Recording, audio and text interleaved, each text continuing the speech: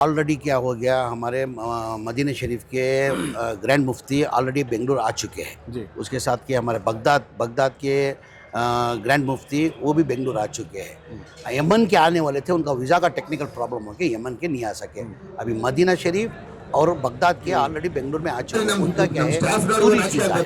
ये tourist visa होने की तरफ से ये प्रोग्राम फंक्शन के अंदर नहीं आ सकते। टूरिस्ट वीज़ा क्या है, टूरिस्ट वीज़ा के अंदर आने से ये फंक्शन में नहीं आ सकते करके उनको नहीं बुलाना करके एक गवर्नमेंट का एक ऑर्डर है।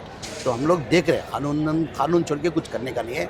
हमारी एक टीम बैठी है दिल्ली के अंदर, ऑलरेडी टूरिस्ट वीज़ा में आ गए।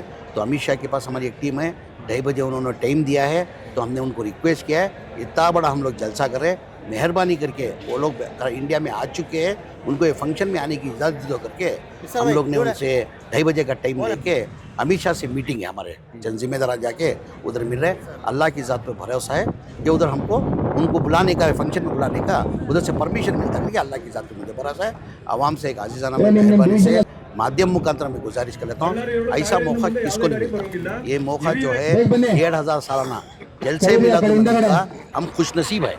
जो भी ये जश्न मना रहे पूरी दुनिया के अंदर में बोल रहा हूँ, ये नहीं के बोल रहा हूँ, कर्नाटका के अंदर हम लोग खुशनसीब है कि सरकार का जश्न मिलादुन्नबी बनाने का हमको मौका मिला है। ये दोबारा हमको ये मौका मिलता नहीं है। मेरी आवाम से एक आजीज़ाना गुजारिश, मेहरबानी करके ये मौके को खोना नहीं। ज़्यादा तादाद में आके ये फंक्शन का में करना, नो डीजे, नो म्यूज़िक, दरूद शरीफ पढ़ना, फंक्शन में आना करके एक आजीज़ाना गुजारिश करता।